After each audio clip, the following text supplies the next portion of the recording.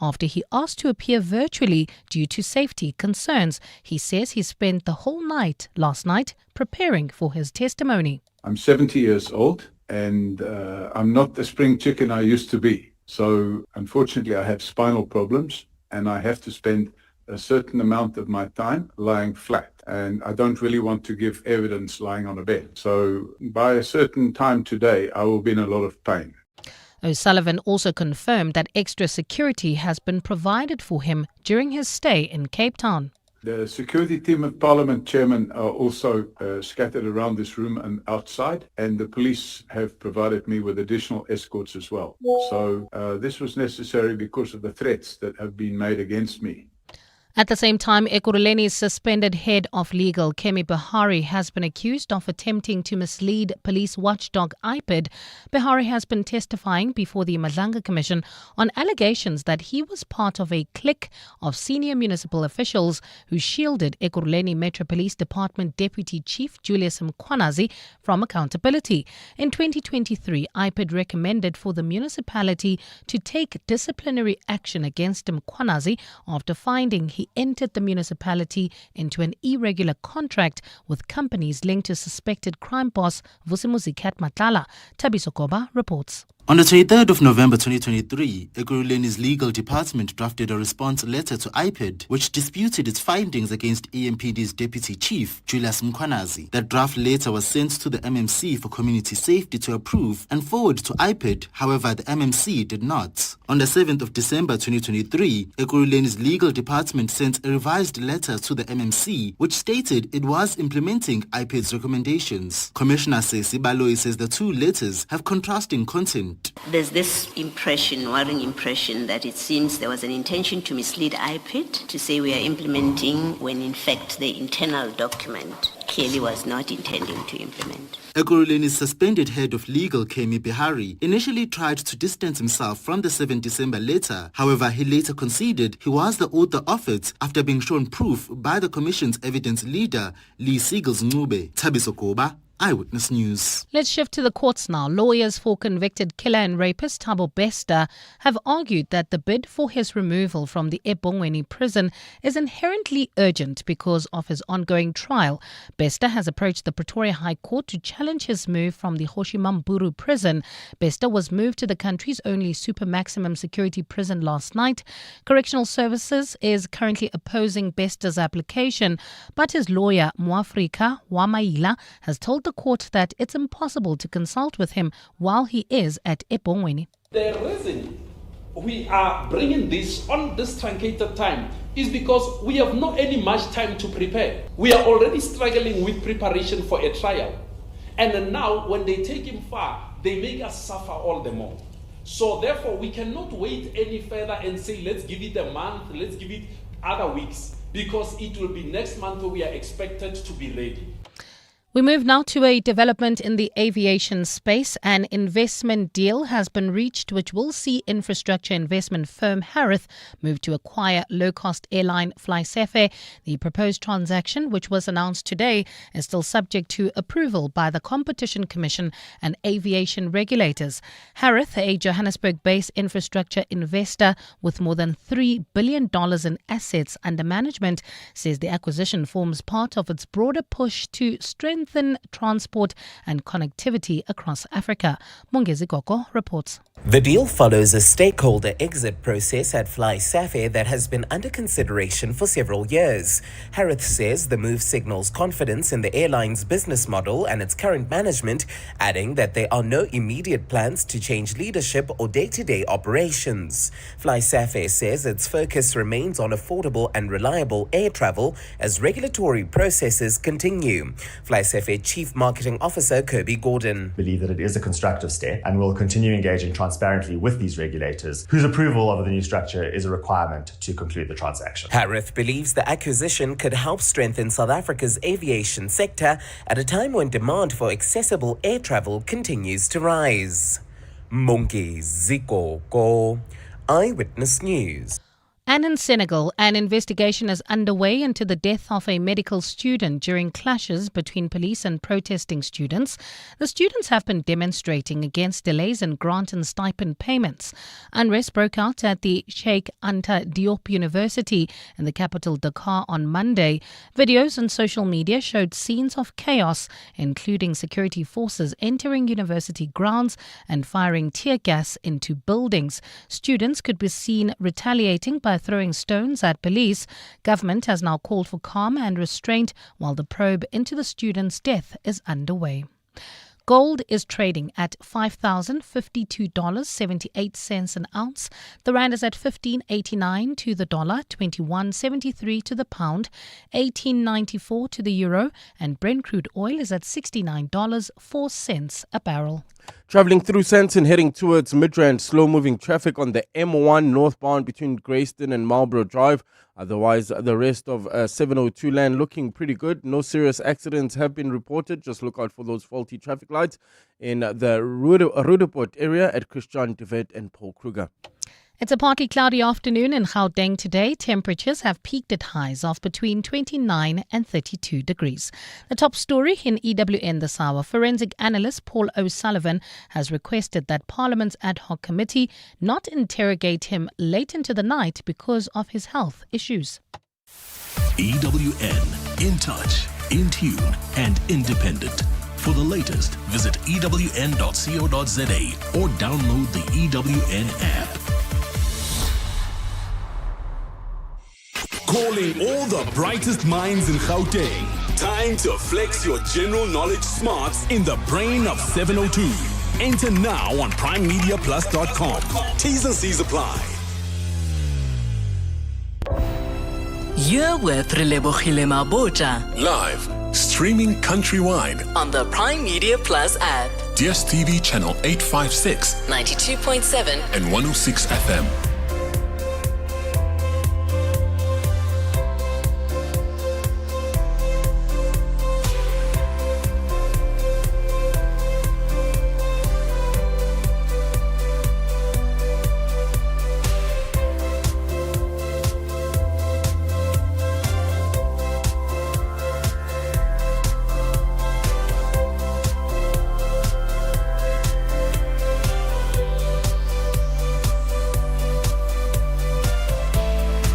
Nine minutes after 1 o'clock. Welcome to 702 Afternoons with me, Relebogile Mabotja, on this Tuesday, the 10th of February. And we're going to be having some interesting conversations on the show today. I want to find out from all of you, when you are unemployed, other than looking for a job, what do you do to keep busy? What do you fill your days with? This might be your current situation, or it might be a situation that you were in prior, where, we know with the high unemployment rate, and we can already see with some people going years without finding a job. What is it that you do to keep busy outside of looking for work? That's the question we're asking. And our tech feature for today, we're talking talent acquisition platform. It's called TAP, and it's a referral-based hiring platform, and we will be joined by Joe Antwistle, who is founder of Air Talent Tap, and we'll have that conversation in our tech feature. Then our series edition on gun power, gun safety and control. This will be episode 2, and we'll be talking about the types of guns and how they differ. We'll be joined by Themba Kubeka, who is South African security operator and firearms safety advocate. I'm looking forward to learning all about that later on. And then we wrap up with our car feature, and we are going to talk about knowing the difference between an estimate and a quote when it comes to your mechanic. We'll be chatting to Peter Niemand, National Director of MIWA, who is a friend of the show. That's the Motor Industry Workshop Association, also in proud association with RMI, Retail Motor Industry Organization. So get in touch with us throughout the show. Give us a call, 011 883 0702, SMS us 31702, tweet at Relebogile M, at Radio 702, using the hashtag 702 Afternoons, and the WhatsApp line 072 702 1702. 702 Afternoons With Relebogile Mabotja. on 702. Let's walk the talk. There was a young lady online who shared a list of things that she did while she was job hunting. Now, I need to provide context because you might be surprised about some of the things that she did do. And I think many people think when a person is unemployed and looking for work, that is all they do. But in reality, there are other things that they are doing outside of looking for a job. So I'm curious as to the types of things that filled your day while you're looking for a job, because it gets tiring. You can have a day where you're like, actually, I'm not going to look for a job today because I'm not in the mood of sending out 100 CVs that I get no response to, or I get rejection letters. Or back in the day, Relebogile, when I was unemployed, there was no internet. You couldn't be doom scrolling on TikTok. I would be watching Generations 3 times a day. Omnibus, repeat, and the premiere. Or you'd say, you know what, I would just go with my friend wherever they're going. I would sit outside just to get out the house and I would drink, or I would do chores, or I would go to work with this person. And I know times are different, but not only are times different in terms of the things you're able to get access to. Like there was a time where if you needed to send an email, you needed to go to an internet cafe, and that was it. Now you're able to, do things from your phone. You're able to get data a lot easier than before. So young people of today being unemployed will not look the same as young people back in the day being unemployed in terms of what they filled their day with. And then the other thing that is context is the fact that some people do come from homes where the pressure is not the same. So people are not in the household waiting for you to get a job so that there's bread in the house, right? It's different pressures. So a young lady was sharing the things she did while she was job hunting. One of them she did was go to a job fair where she wanted to get insights on job hunting, like what happens, what are recruiters looking for. And she was saying that she got lots of insights, but not advice on how to actually get hired. So another thing she did is she traveled to another country, and she was in a place to be able to do that. She went to a friend's graduation. She fell in love with doing her makeup because now she had the time to practice doing her makeup. She said that she spent a lot of time diving deep into watching anime, and she randomly started taking barista classes so that she could learn to make coffee, and then became a barista. So she adopted some skills as well. But I want to hear from you, and maybe you could also advise some of the things that you did, not just to pass time, but also to keep your spirits up and to stay motivated. 011 883 0702 and the WhatsApp line 072 702 702 while you are unemployed, while you were unemployed. Other than looking for a job, what did you fill your day with? 702 Afternoons. With Relebogile Mabotja. We go to the lines. We have Tumi in Relebogile. Tumi, how's it? Hey, Relebogile, awesome. I'm very well, thanks, and you? Good. Go ahead. So, Relebogile, I was unemployed. I was retrenched in 2016. I was unemployed for a whole 8 years, right? Wait, I'm a 8 years? journalist. 8 years. Yo. Qualified journalist. I moved to communications as well and was unfortunately retrenched. But during unemployment, I tried everything. I registered for a digital marketing course, which I completed. And unfortunately, I didn't get work after completing the course. I tried a teaching course, online teaching. Got an online teaching qualification. Didn't get a job. But I moved on to try other things. I would sell winter jackets. I would go and stock winter jackets in Joburg. I would sell that. I'm always motivated trying different things. I've sold denim jackets. I've sold denim hats. Listen, I studied in between. I've done a lot during unemployment, and I can honestly say that's one thing that really kept me above water and not sinking. I've also cooked, hey? I've also sold food cooking at a construction site. So there's nothing I haven't tried. Yo, so let me ask this then, Dumi. Did you have the pressure at home of everybody's looking for you to become a breadwinner already? Or do you feel like you were cushioned a little bit, that you could go 2-3 days of just switching off and chilling without that stress of you better get a job now? You know what? I think I'm very blessed in a sense that I have a very supportive family. I mean, my mother, for instance, was my support.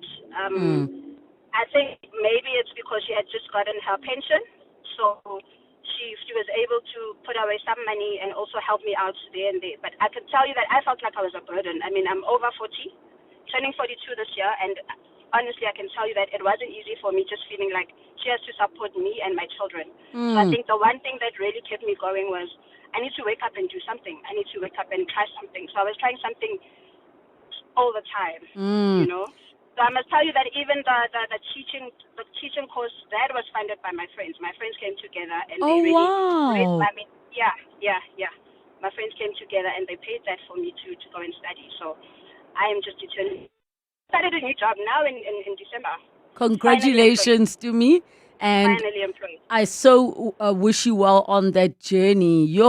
And I mean, from everything that Tumi is sharing, all the things that she was doing, which I would describe as hustling, was still trying to make sure that you have money, right? And I know for in my industry, because there is no like proper formal employment like that, it's very rare.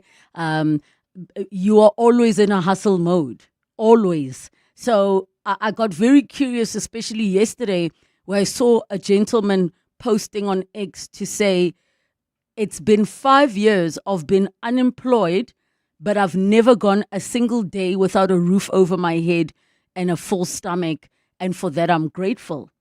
So for some people, they can survive, but it doesn't take away from the psychological, emotional impact and all of that comes with being unemployed and looking for work. John says, I think the most productive thing to do with your time while looking for work is to research the type of position you are looking for. Find out what sort of skills and knowledge to thrive in those positions, and every day make it a point to hone those skills and gain that knowledge.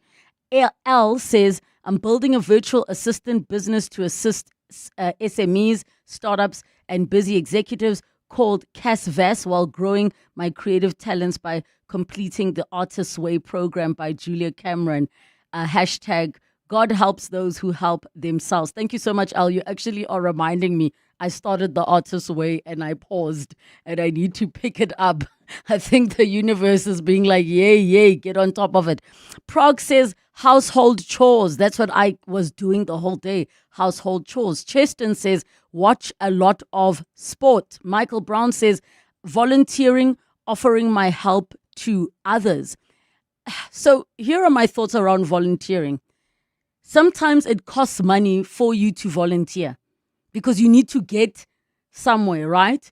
And it's not always, because people will want work experience and say, you don't have to give me anything. Can I just be in the radio studio with you, Relebogile? Can I just, all of these things? But it costs money even to volunteer. So that's another aspect, is that in some cases, it is a privilege to be able to volunteer, to go and have transport money, to go somewhere, to have the contacts, to be treated fairly without you even having any type of an agreement that you can stand behind. My cat says 2026 made a choice of going back to college. Currently, I'm studying my N5 man assistant distance learning. Ntando says, I do online surveys and pick me up assessments. I'd love to hear more about that, because I've heard that you can get paid to do surveys. I'm not sure how it works. If anybody knows, let me know. We've got some voice notes on 072 702 1702. And the listeners. So I've been technically unemployed for the last 4 months. So what I have been doing in that time is I go to job platforms like your PNet and LinkedIn and such platforms. I then get jobs like entry-level positions for graduate engineers, or like early sort of entry-level engineers, and then, or early career engineers, I should say. and then I post them. I've got a group on Facebook which now has about 3,500, I think, engineers. I post those jobs there, or I post them to my LinkedIn profile. I think I've got like 600 or 700. I don't know if they call them followers that side.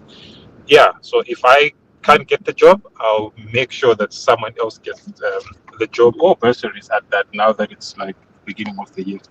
And yeah, I've had a huge success rate. There's quite a few people that have come back to say that they did get the jobs. Thanks. Lovely show. Bye. Thank you. I so love what you said, that you are also helping other people get jobs. That is beautiful, man. Good on you for being able to do that. And I think you can see the communities that start cropping up on places like LinkedIn. I know in my industry, there are WhatsApp groups where people are constantly sharing to say, hey, this opportunity is there, apply. I love seeing that sense of community. People are not supporting one another. You'll know, okay, I'm not available for this, but can I please pass somebody on to do this job? I absolutely love that part of it. Hi, Relebogile. I wake up early at 4:30 a.m. I prepare lunch boxes for hubby and my girls. I drive the girls to their respective schools, high school, primary, and creche. I did an IT course. I'm reading books. I'm selling cleaning products. I am so busy, Relebogile. Thank you so much for that one. Hi, Relebogile. Anonymous here. Oh, my message. Okay, almost disappeared. Anonymous here. I was unemployed for 3 years. What I did, besides looking for a job, I stayed away from friends, religiously went to gym and jogged. I was fortunate to have siblings who care for me. I had a roof over my head and meals, and that is a big one. Lebo, when I finished my undergraduate, I was looking for a grad job. In the meantime, I did my master's and worked as an au pair. Thank you so much. Here are more of your voice notes on 072 702 1702. Hi, Relebogile. Good afternoon, and good afternoon to the listeners. My name is Karabo Mokoni. I'm reaching you out from Bronkhorstspruit. I've been unemployed since 2024, August. So I am actively looking for the job. At night, I send emails. Even in the morning, early mornings, I send emails applying for different jobs because I've subscribed to different job portals. However, during the day, I'm an Uber driver. I have my own car that I've put on the platform, and I push around to have some income, and then later stage I go home, rest. After resting, I start sending emails again, arranging for interviews and all that. It's very difficult, especially at my age. I'm gonna turn 41, and the job I qualified for, it actually requires a fresh new people who can actively work, especially on sales, retail sales. So yeah, that's the struggle. Hi, this is Lionel from Florida. My brother was working in at the place where they fix cables, and my current boss went there looking for someone to fix something special that it's not in their line, something else. He pointed to him towards me. I was working from home, and it's 5 years later. I'm doing something totally different to what I've trained for. I'm doing woodwork, so yeah. If you don't have someone that is in a family member or a friend that is part of that,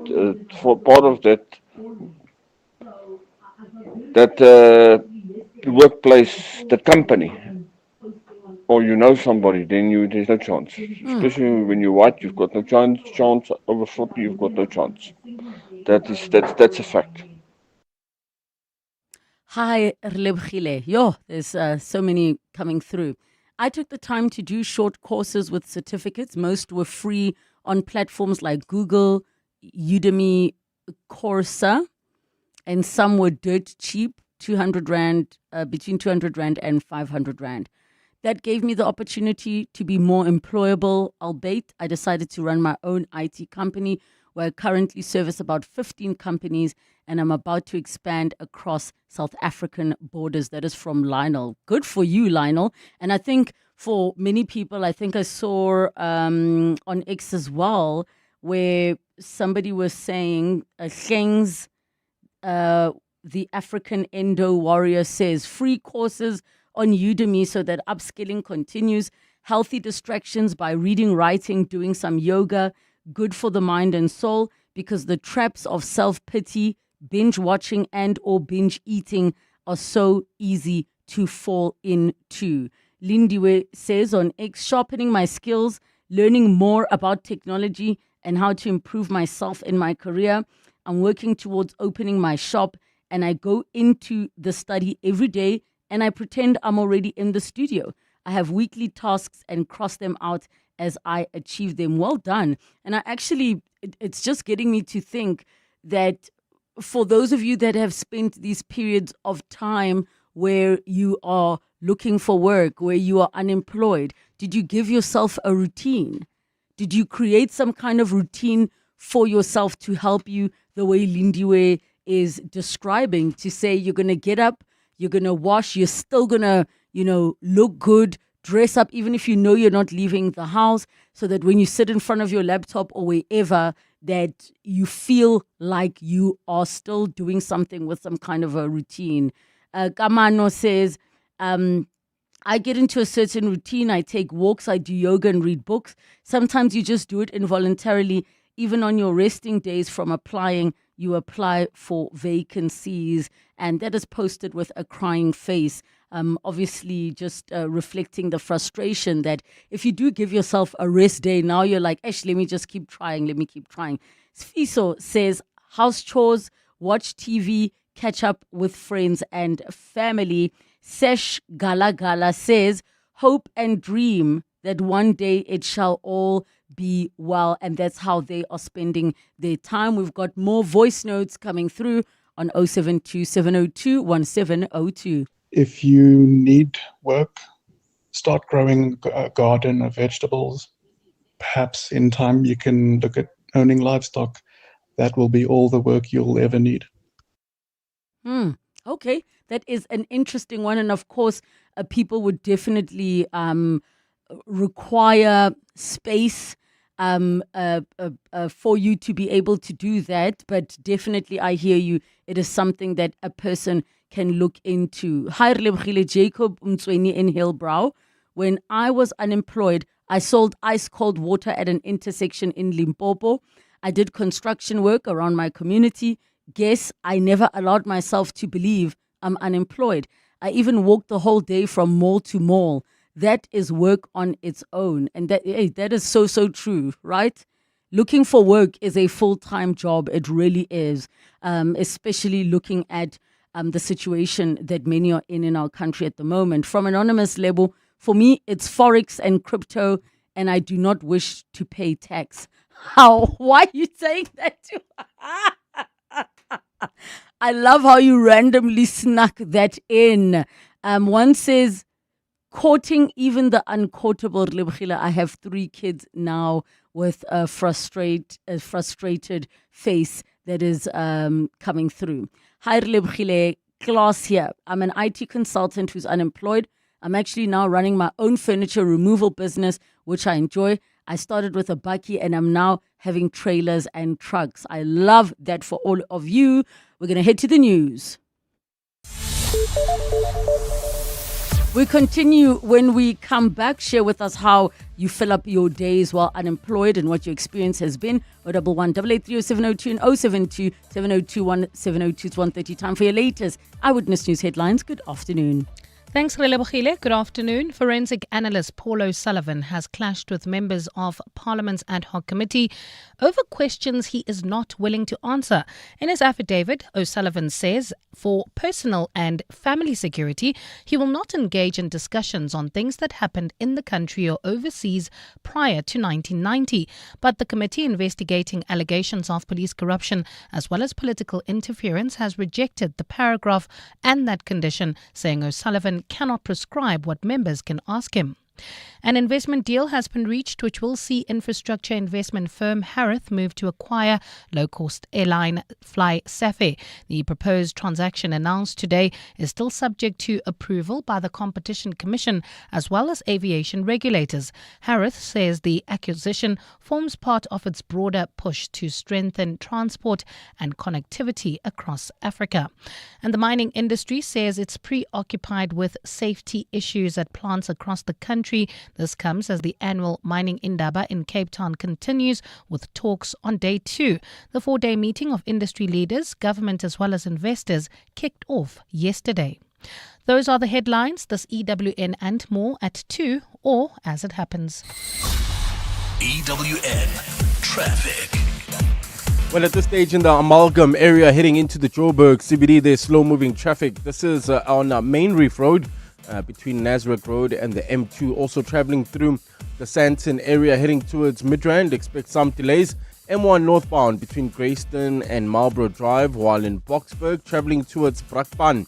There's slow-moving traffic. N17 eastbound between Rondebold and Range View Road, and look out for those faulty traffic lights in Edenvale, Modderfontein Road and the N3.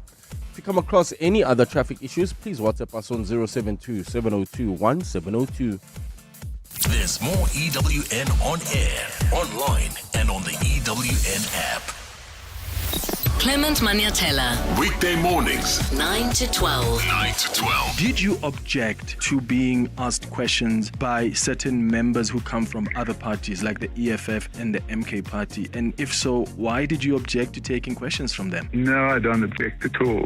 You know, we play games. They go onto the media and they make allegations. So my response to that was to say, well, I'm not taking questions from them, but they're welcome to ask any questions they want. I'm not afraid. Any person, providing they don't take up too much of my time, they're welcome to ask any question But they also, want. you can't really dictate to Parliament as to who can and can't ask you questions. I'm not dictating anything to Parliament. No, but I thought you said that when they went out to the media, you had said to them... No, but if a single person wants to make defamatory comments about me, I'm entitled to respond, and that's what I've done. Paul O'Sullivan?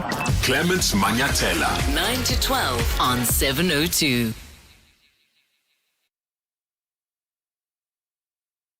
A power.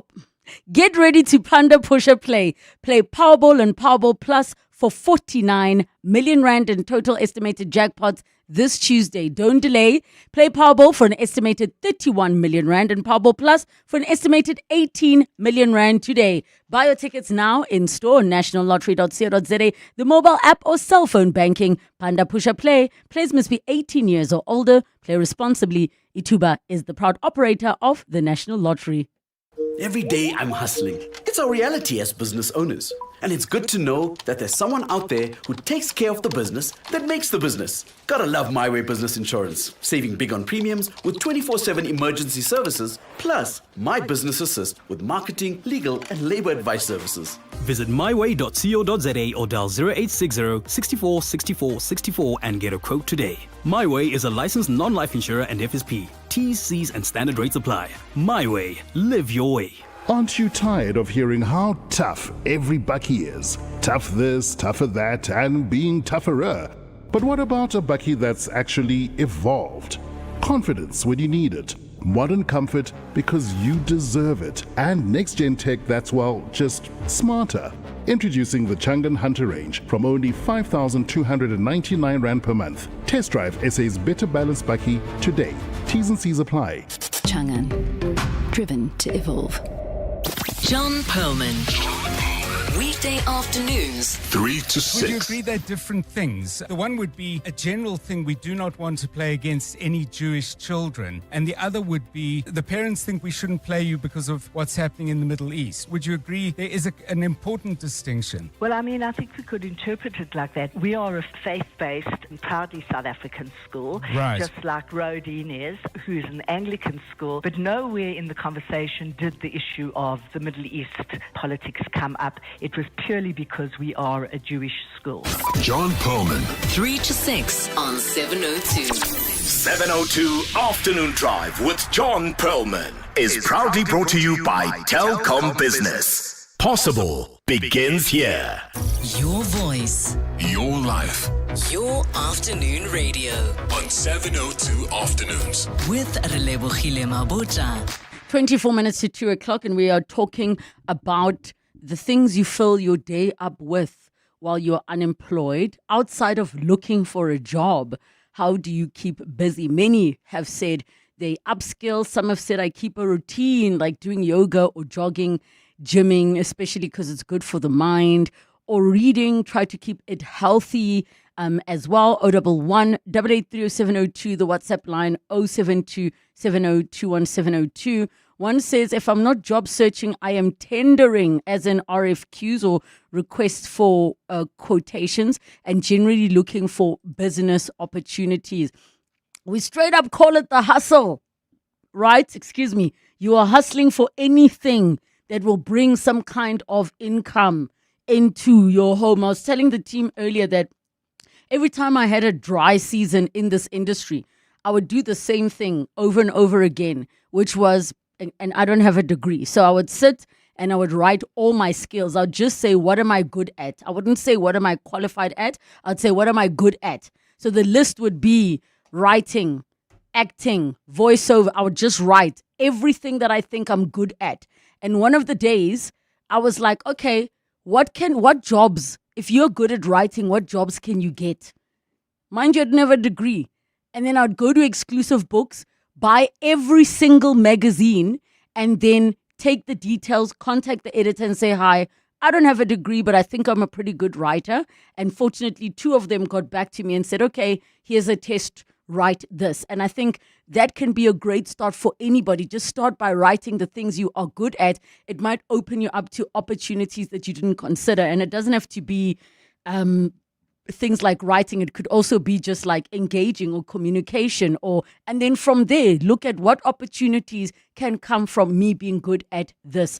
Kakeho on Facebook says, you do every task a nanny does. You read books in between. You do arts and crafts. You can now monetize the craft. You rest, prepare meals for those who have gone to work. You learn a new skill. Home hygiene is never ending. Manga on Facebook says, I read a lot and I also volunteer whenever and wherever I can. Those 2 things actually keep me sane. And I think, that is the big thing, right? Keeping sane, beyond just keeping healthy, keep sane. I'm building a virtual, we've covered that one that came through on Facebook. Pagama says, I do kids' homework after school, kids for the whole street. They come to my house because my skills basically are rocking. She has so much faith in me. Their neighbors want to register for home affairs appointments, for IDs and passports, SASA appointments, and I also do people's hair. Why do I love that so much, right? That you're the one that all the kids come to help with homework. Like, why do I find that so cute? And I mean, I saw the video of the young gent. I can't remember where he works, but it's in like the science-ish spaces where he goes and tutors kids maths for free after work. So there are people who guys, shout out to all of you that are doing your absolute best to keep busy. Johnny says, read books, watching the news on TV. Also, I look for recruitment job offers that may be available closer or to a distance that may require transport to travel. On Facebook, more messages. Hopolang says, selling 2-in-1 bottles for children. You pour water and juice in one bottle. It is divided into 2 inside, and she has posted what the bottles look like. Comfort says, I'm unemployed. You don't have a day. You are just existing. That is heartbreaking to hear. Comfort, I am so sorry. Edgar says, I'm still looking. I used to clean people's yards back at home in the rural areas, but now as I'm in Gauteng, I just only do job hunting. Quiet says, I recycle waste. There are bills to be paid. And yes, you can make a bit of money recycling waste. It's not much, but you can see there's a whole industry that exists where people are doing that. Abongile says, I helped myself with creating employment for myself while I was still in university through writing books, creating ATS-friendly CVs, and running multiple businesses, of which one of them is the toilet brand I'm owning, where I manufacture and distribute my own toilet paper. Oh, wow. Okay. A person is busy. I can't hear this name, but what they say or read it, they say writing and learning every day about writing. Sina says, I focus on my cleaning services. Baba says, baking and selling magwenya.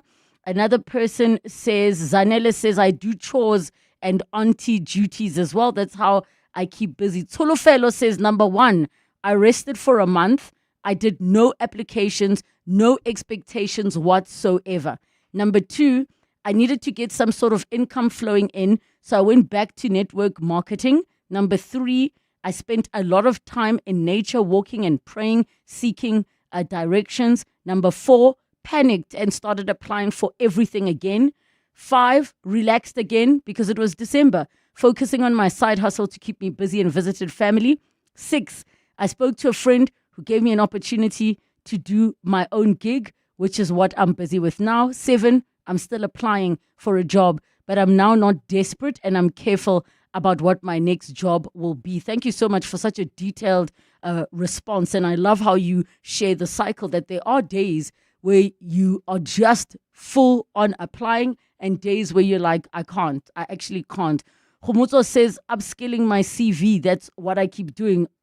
Honorable Chris says, printing CVs. No Chuchu says, sales agent on commission basis at a funerals company in Rebeja in the Eastern Cape. Bulani says, selling buche product. Is it buche products? Is what they say. Another one also says selling. So many people are pushing the selling part. Tumelo says, Geregisa acha. South Africa, there's no work, my sister. Lidi Post, as in job post, when they come out, they want you to pay a bribe of 10,000 Rand. Where you supposed to get it if you're not working? My sister, it is so, so tough out there. I'm so sorry to hear that. And sadly, that is the reality. And even below this post, there are so many people who are showing their hustles. Some saying I'm selling Lady Bloom juice in the post. Others are busy showing their products. A Blossom Bloom distributor. Another person, what they do is that they do kids snack hampers. So you would go buy snacks bulk and then you package them and you deliver them to people to go and buy that. So people are hustling out there. And I think as South Africans, we really are good at hustling, which is a positive thing. I just wanted to quickly see, I think there was something that I had missed. Okay, another person, this is on X, says, social media, writing scripts and working on my long-term dreams. I was retrenched, so I figured this is a sign I got to get things cracking. I want to direct the biggest South African comedy film of the past decade. Clock that, Kagiso Lidira. Why not, hey? Anything is possible. Anything really, really, really is possible. And there's so many people that are just lamenting on the fact that they are truly, truly struggling with not just finding work, but with the economy being what it is. You start a business and it becomes an absolute struggle. Yesterday when I was coming to work, I stopped at the garage to fill up. And I don't know if you know those guys that sell, Abel, what's that thing that it's like a wax for your car, but they sell products. And the guy came to the window saying, oh, we're running a promo, this and this and this. And I felt so bad for him because you know that for every can that person sells is an income. So I said, you know what, my brother, this product, I actually don't really care about it, but I'm going to buy it to support you. The way he was so happy because people are hustling out there. It is rough. It really, really is rough. I really hope for all of you that are job hunting, that your mind can stay in a positive space and that you have support around you. Final WhatsApp, I'm tired of applying for jobs, Relebogile. I'm now in network marketing and I absolutely love it and the money is great. Which one is network marketing? Is it the one where you have to like bring people in? Is it like Amway? Is it pyramid schemey? Is it pyramid schemey? Is it, what's that other one? Ntonton. I don't know what that network marketing thing is. Anyways, final voice notes. 0727021702. Me, what I used to do when I was unemployed is that I used to keep myself busy with the learnerships. Even if some of them were not paying, some of them they used to give us stipends, but that's what I used to keep myself busy with. I was always hunting for them and then also looking for a job. And please, next time, can you just speak about people who are not interested in finding jobs? People who are not interested in getting some sort of skill or getting some qualifications. There are some people like that. I don't know. It's so flabbergasting. I do not know. I'd like to understand the logic behind it. Thank you. Good day, Relebogile.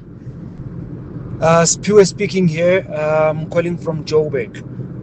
I'm a professional nurse by profession, and it's been plus minus 4 months since I've not been working, and I've learned not to just, I've been applying, so I've learned not to just wait for employment to come to me. So I'm currently busy with a business, so I do IV drips, I do wound cleaning, I also do sauna. I do have a mobile sauna with me, and yeah, and other things that I would do.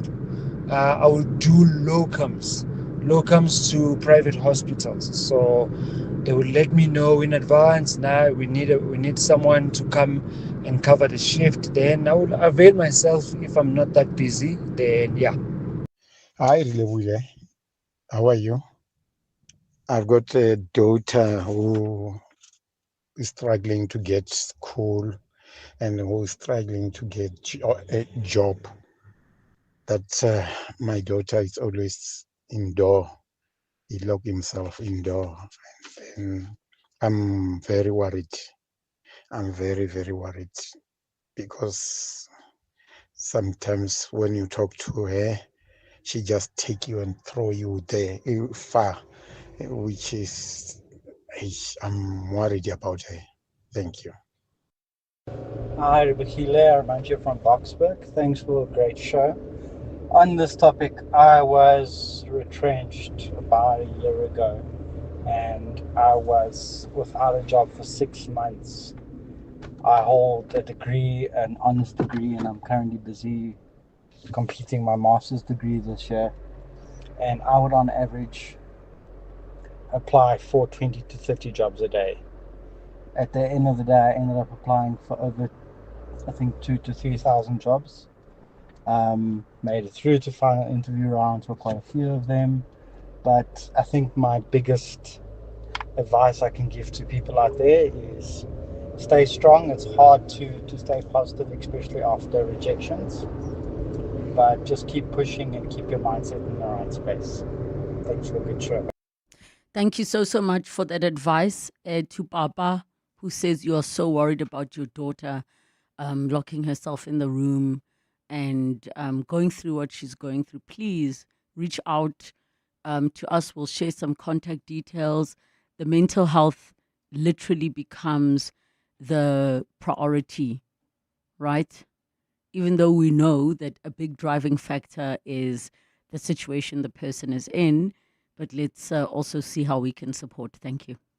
Bongani Bingwa, 702 Breakfast. Weekday mornings, 6 to 9. At the Desmond Tutu Health Foundation site at the Groote Schiet Hospital in Cape Town, researchers have launched South Africa's first African-designed, African-led human trial of an HIV vaccine. How high are expectations when people hear HIV vaccine trial? The expectations are quite high, and people think that, okay, this vaccine is going to be available within the next few years. How soon does it hit the shelves? We're trying to get the funding. We've got 2 trials. If these immunogens work, it is a process about registering the vaccine and actually making it available. So we're looking at a good few years. Dr. Shital Kasim. Bongani Bingwa, 6 to 9. On 702.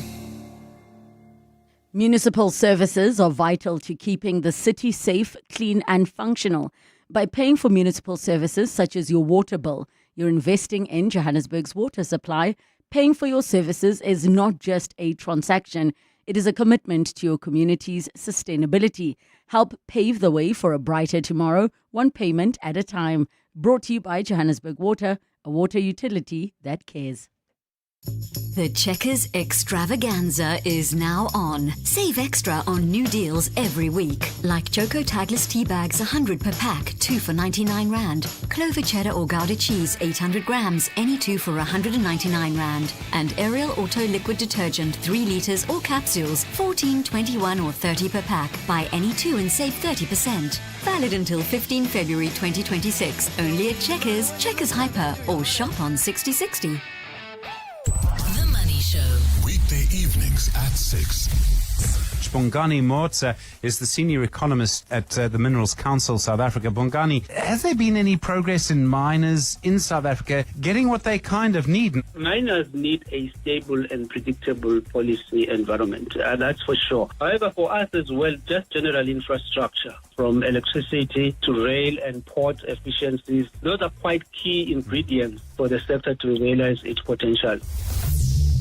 The Money Show on 702.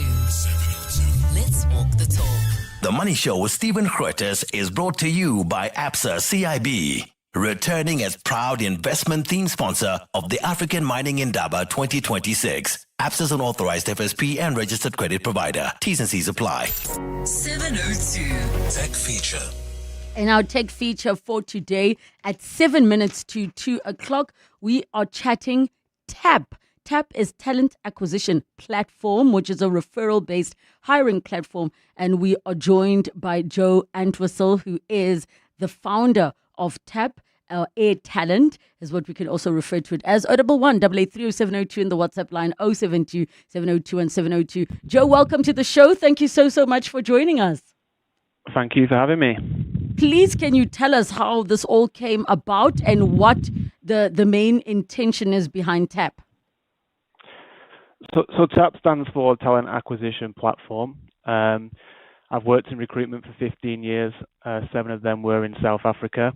And I feel South Africa is very much community driven, very much around referring people, speaking to people at Bryce while you're watching the rugby, and just helping people, help and land a job. So we tried to put that into an app. It's not necessarily what you know, it might be who you know. And we wanted to just build this application that can help people refer other people for jobs, help them land those jobs, and also earn some cash on the side whilst they're helping people out. Okay, and I think, we were just chatting now about how people are keeping themselves busy while unemployed. How have you sort of seen the business take off with the high unemployment rates that we have in South Africa? Yeah, obviously the unemployment rate is quite high, so a lot of the work we are doing is for scarce and in-demand skill sets. So we did beta testing and launched a few months ago. We've had around 100 people sign up, and they've been actively referring and helping people land those positions that are on our application. So things have been busy. We've took a lot of feedback and research, and we've actually just improved the app with some feature upgrades so people can track progress more ideally, know which positions have CVs, which ones need more CVs, so they can be more tailored in the people and the jobs they are referring people for. Can you chat to us about some of those particular skills that do well on the platform and the types of skills that you feel really work in this model? A lot of it is within technology, so a lot of it is within software development, a lot on the data engineering, data science. We've seen a huge increase in artificial intelligence positions as well, and also within sales, a lot of sales roles and those types of positions that people can log on, can check the jobs out and help refer people into those positions. Okay, so maybe share with us how all of that happens in terms of the referrals. Talk us through a person deciding to sign up and get onto the platform, start referring and to benefit from it. Very easy. They can just log on to airtap.co.za. They can sign up as a user. They can check out the available jobs. They can see which positions have CVs, which ones have interviews currently, and which ones maybe you can send someone who is a strong candidate still to those positions. And they can literally refer a LinkedIn profile, attach a CV, add some comments, and then they can track the progress of that referral throughout the stages of us recruiters who are interviewing them and send them across to our clients. When is a referral considered successful? Is it when a person actually gets a confirmed opportunity, and then how do you, as the person who referred, get to benefit? So when we receive the profile, they go into our review section, so we can interview those candidates and review them against the job description. Then we put it across to the client stage, which is then it goes to the client who are interviewing that candidate, and this can be tracked by the referrer as it goes along that process. When they're hired, they're also notified if that person has landed and been successful, and they have ownership of that candidate for 6 months in our system as well. And then once that person passes probation, they have access to a cash reward, which is up to 20,000 Rand, which they can spend via our mobile wallet, or they can receive it directly into their bank account. Can we just briefly chat about the kinds of clients that you have in the industries that they operate in? We work with so many different clients, a lot within technology and startups. So, your Lunos, your Mama Moneys, your Peak Payments, as well as your more established companies like Momentum, like Sanlam. So we work with a whole host of different companies, and we've tried to build the foundation of our recruitment business, which is the Air Talent Group, with what is in demand in South Africa. So we have the technology arm, we have agriculture and logistics arm, and we also have a Link Resourcing Group, which is across renewable energy and engineering. So we have a whole host of different skill sets and jobs that people can log in and check out. So when they go onto the website, what should they already have prepared with themselves when they go there? So it's more about who do they know who's looking for a job? Do they have their CV? What type of position are they looking for? Are they a graduate? Do they have experience? And then they can start to filter out those jobs on our platform to see which jobs they can refer people to, essentially. So I would you could even start an account as a user, log in, check those jobs out, and then you can maybe go away and think about who could be suitable for those positions and then send their CV across. Final thoughts for all of our listeners? Listening to people phone in, it is tough out there. Unemployment is obviously a cause for concern. So keep speaking to people, keep going to Bryce, keep networking, because it could just be one conversation away from landing that next position. We're doing our best to try and create a community online on this application for people to successfully refer and earn some rewards whilst doing that.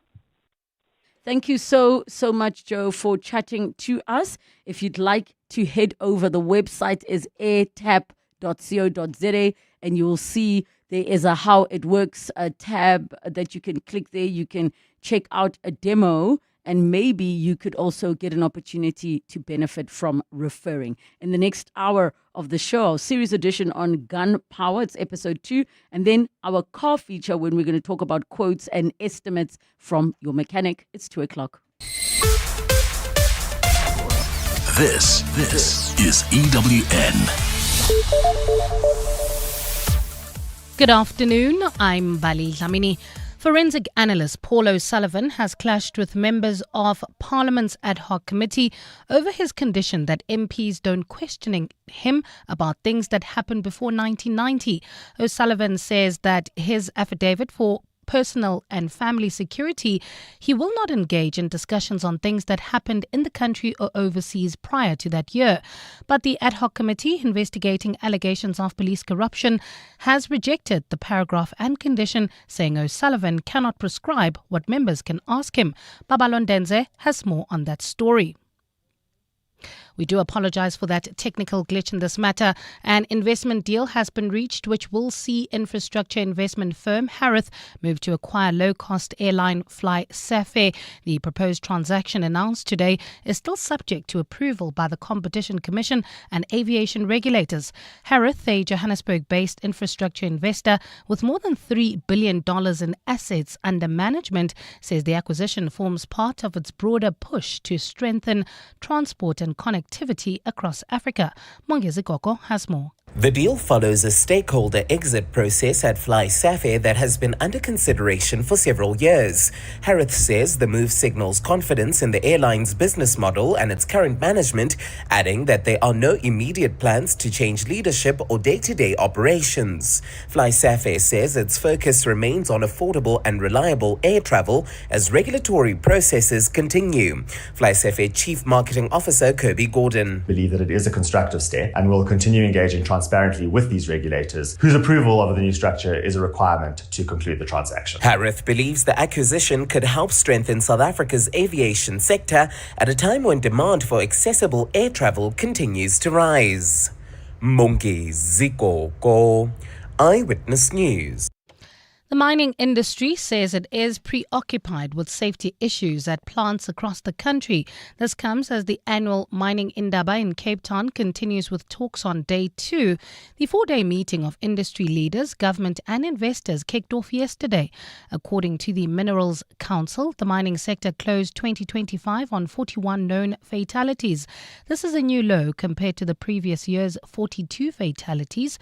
Nogukanya Mtambo has the details. Taking a look at a wider period, the Minerals Council says the industry has reduced fatalities in 3 decades by 91% from 484 cases in 1994. In the past 15 years, the council says TB and silicosis cases have been reduced by more than 80%, while cases of noise-induced hearing loss in mining have reduced by 55% in the same period. Chair of the Minerals Council Zero Harm Forum and CEO of Glencore Alloys, Yapi Fullard, says while the interventions in place have yielded better results, he says more still needs to be done. The amount of work that we're doing in this area is really paying dividends, if I can call it that. So permanent netting, bolting, early examination, those type of things are the things that we are really driving. Among issues the council says still need urgent attention are fall of ground incidents. Nogukanya Mtambo, Eyewitness News in Cape Town. Let's stay in Cape Town, where EWN has just learnt that President Cyril Ramaphosa will no longer attend a youth roundtable in Khayelitsha today. His deputy, Paul Mashatile, will instead engage with young people who are hopeful the president will address social ills affecting their community. The event was touted as an opportunity to raise concerns directly with the president as well as members of his executive. Ntutuzelo Nene is there. Khayelitsha continues to struggle with high unemployment, violent crime, gang activity and substance abuse. Youth activist Ngosikona Swartboy says they want the president to speak directly to these challenges and offer real solutions. So the president must know that young people in Cape Town are faced with a pandemic, and that pandemic is one that is around gun and gang violence, and we need intervention. The roundtable is seen as a critical platform for youth voices to be heard at the highest level. Ndotozelo Nene, Eyewitness News in Khayelitsha. And OpenAI has started testing ads in ChatGPT, the world's most popular AI chatbot. This marks a major shift for a product that has operated largely without advertising since its launch in 2022. The trial is being tested for logged-in free-and-go subscription tier users. OpenAI says adverts will not affect ChatGPT's answers to users. Gold is trading at $5,052.78 an ounce. The rand is at 15.86 to the dollar, 21.73 to the pound, 18.94 to the euro, and Brent crude oil is at $69.04 a barrel. In Boksburg, heading towards Brakpan, we still have slow-moving traffic. This is on the N17 eastbound between Rondebold and Heidelberg Road. There's also slow-moving traffic in the Sandton area heading towards Midrand, M1 northbound between Grayston and Marlborough Drive. It's a partly cloudy afternoon in Gauteng today. Temperatures have peaked at highs of between 29 and 32 degrees. The top story in EWN this hour. Forensic analyst Paul O'Sullivan has clashed with members of Parliament's ad hoc committee today over a condition that MPs do not question him about things that happened before 1990. EWN, in touch, in tune, and independent. For the latest, visit ewn.co.za or download the EWN app. You're with Relebogile Mabotja Live, streaming countrywide on the Prime Media Plus app. DSTV channel 856, 92.7 and 106 FM.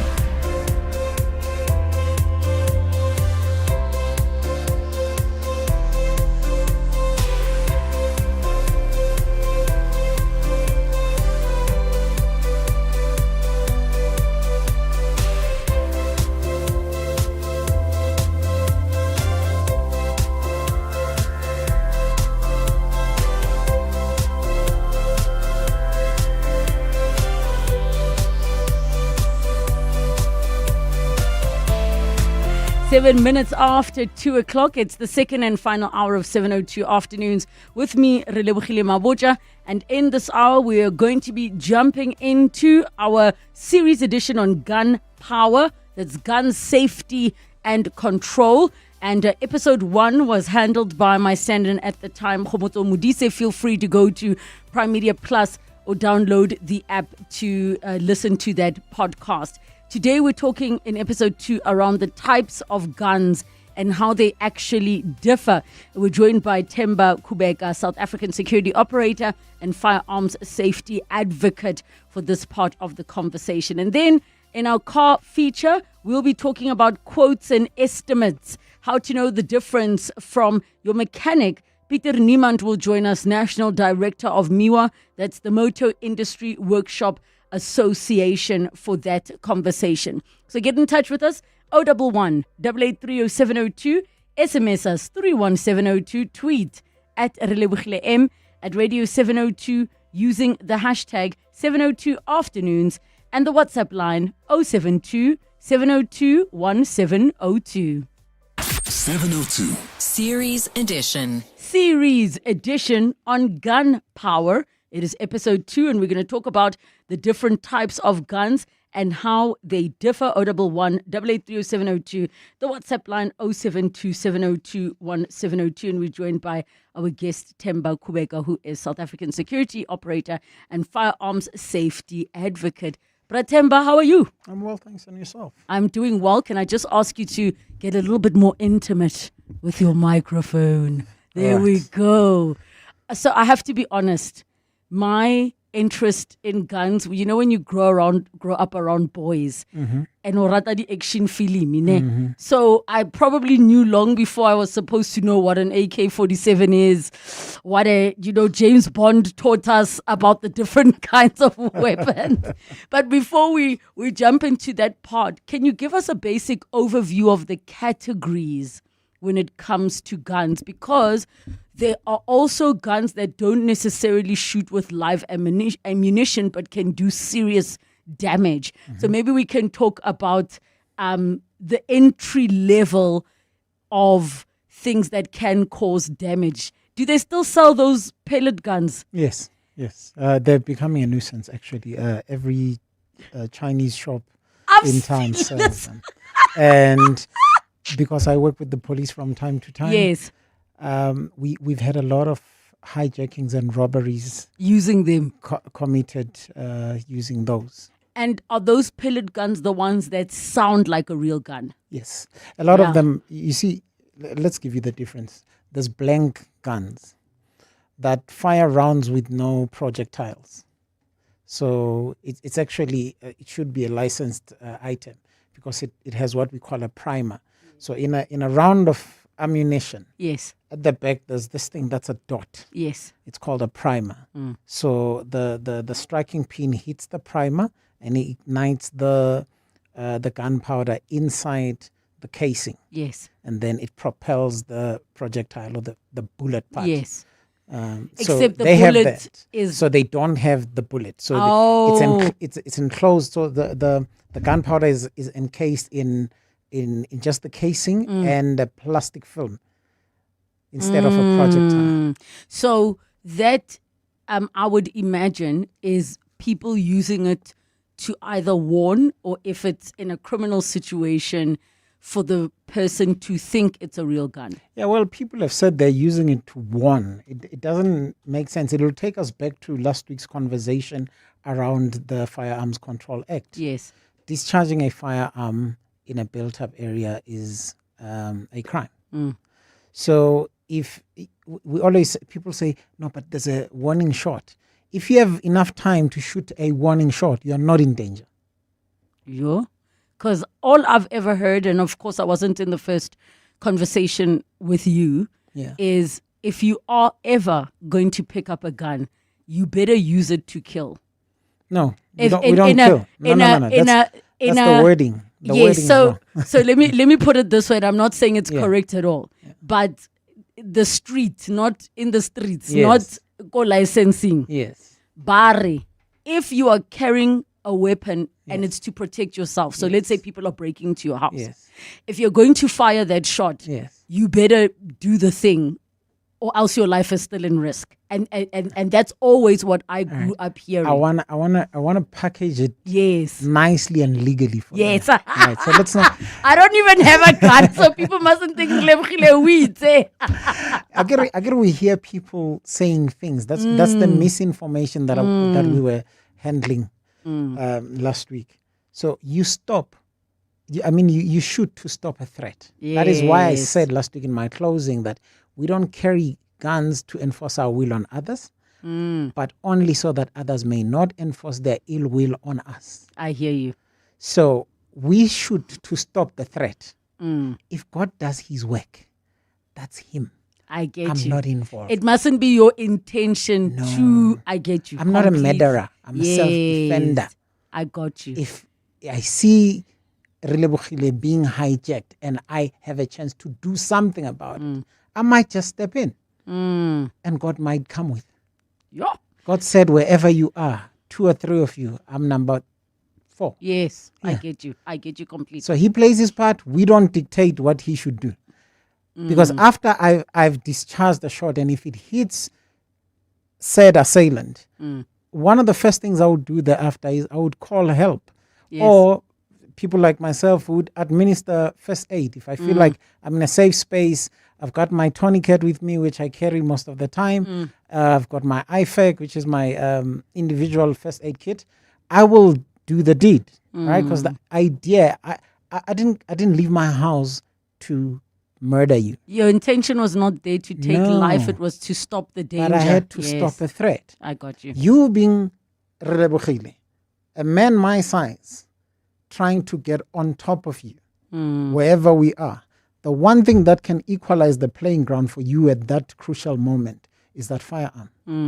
You do what you do, God takes over. I hear you.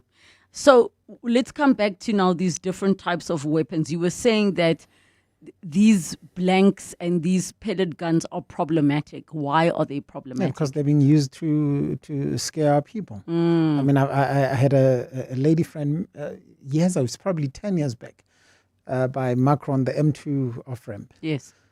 Someone just lifted his T-shirt. She had a window down and nicely just kicked up her phone. She was so scared. She literally took it out the charger, froze, gave it to him and drove away. She said she got sober like 2 intersections later to say, no, man, that's probably not even a real gun. But at the end of the day, it's not necessarily worth the risk, because you might think it's not a real gun, but in a moment of shock, you can't say for sure. There's a video that was making rounds the other day, and this is why our wedding and actions and information, that's why I emphasize on education, has to always be correct. This guy is a trucker. I'm not sure if you saw it. He's a trucker. He shot and unalived, unfortunately, one of the people who were trying to hijack him in the truck. I think it was somewhere in KZN. He's a Zulu-speaking gentleman, right? He did what he should have done as a self-defender. But he keeps saying on the V, which worried me. He says, they pointed the firearm at me, and then I saw that it wasn't a real gun. Then I shot them.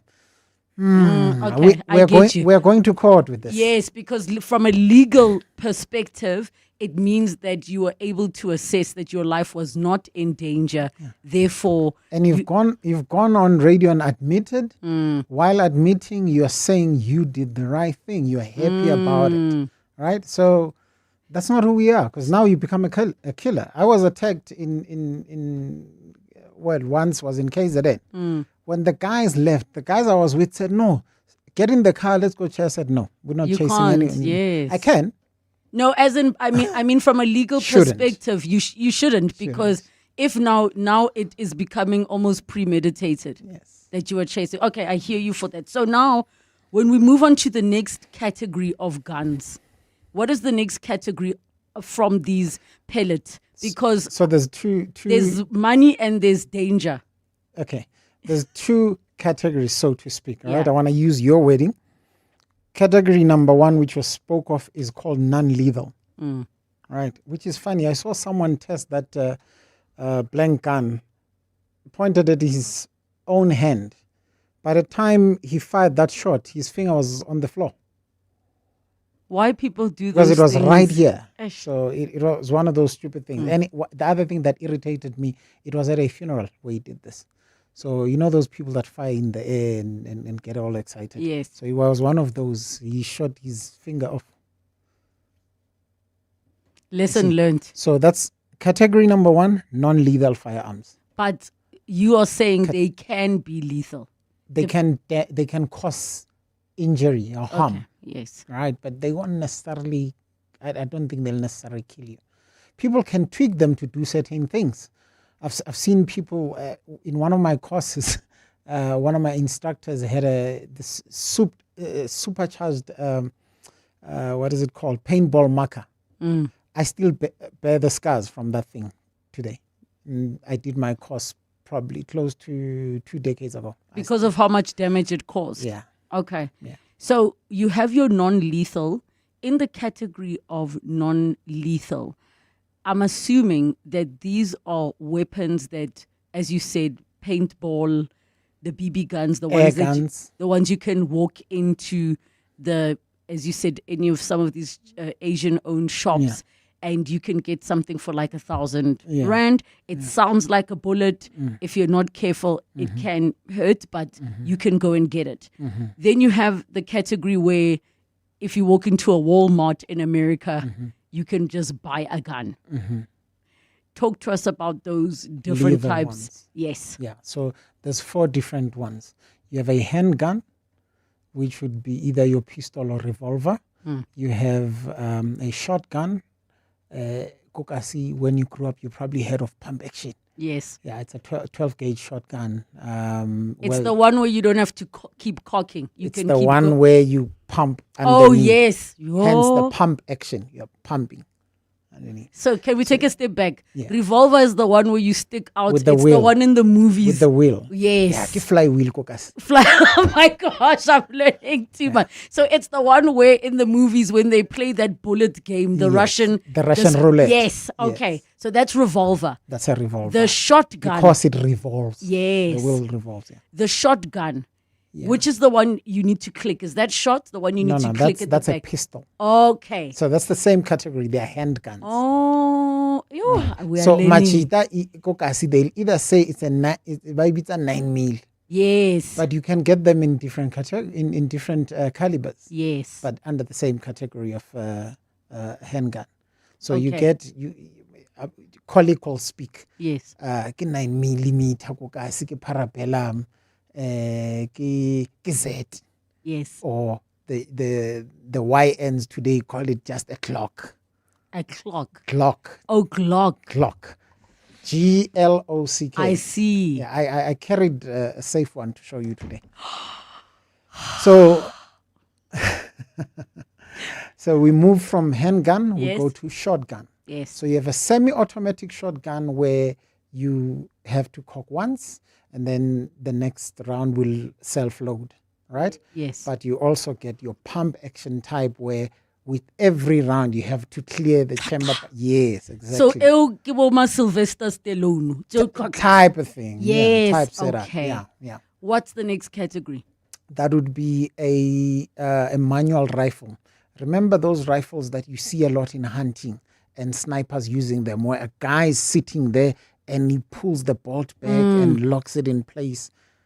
Is that the one that needs to, if you're not careful, you can bruise and hurt your shoulder? Yes, with all firearms, it's that. But because that one, you want stability and you want to control, depending also on the on the caliber.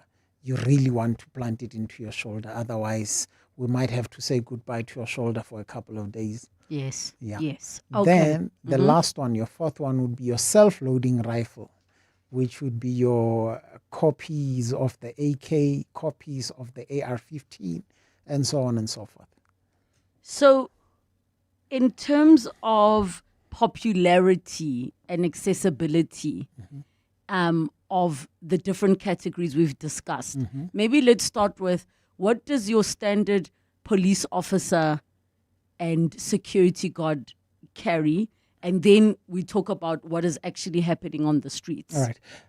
The most basic thing that I can think of when you speak of popularity and availability, I would say the 9mm caliber pistols are the most popular. I mean, it's seldom that I come across guys that carry guns that will have a .40, a 45, a 7.65, 357.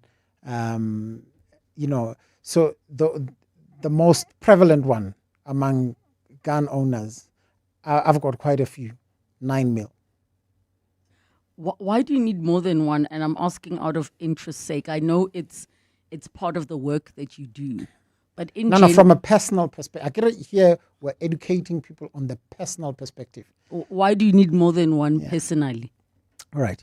So I always say there's a tool for every job. Yes. Depending on my mood, depending on what I'm wearing, depending on what I'll be doing that day, depending on how I can carry based on what I'm wearing that day, I'll carry different firearms. Sometimes it's just how I feel. Sometimes it's because I liked it, it was nice, and I could afford it, and I bought it. I got you. Yeah. I got you. Okay, so AK-47, I almost feel like is the one gun that every South African, if you say AK-47, we all know exactly what we're referring to. Yes. Why is that one so common? Is it because it's cheaper? Is it easily manufactured? Like, why is that such a common gun? Africa in particular has a history with that platform. I call it a platform because we don't really get the actual AK. We get copies of it made. I didn't know. No, you don't get you can't own one as a private person. The ones we own, myself included, are non-military versions. So what's the difference? They're not fully automatic. Okay. Sure. Right. I didn't know. I'm one of the few people that have the actual military one that was demilitarized. So they took out the mechanism that makes it full auto. But it was meant for the military at production. Most of the ones that you see were never military issue. They're actually lighter. The receivers are not as tough as the select fire versions, the military versions. So mine would be heavier. If I put it here, I've made it shorter than most people's. But if you lifted mine and lifted the other person's longer one that looks like a complete AK, you'll find mine would be heavier. Just tell me, does an AKA have a single or a double barrel? Because I can't recall, but I do know there's the long gun that has two barrels. Okay, that is a rifle. Okay. That can either be a rifle or a shotgun that has two barrels. Yes. Yes. Sure. So the AK has a single barrel. When it comes so what you see on the top there is called a gas block. Yeah, it's not. It's part of the mechanism because the gas blowback helps it with the mechanism going for the bullet to go out, for the bolt to go back and get into action. In terms then of the other common guns, what is the Mauser Gewehr 98? What is that? What? I might be pronouncing it wrong, but it's a kind of a rifle. It's rapid loading.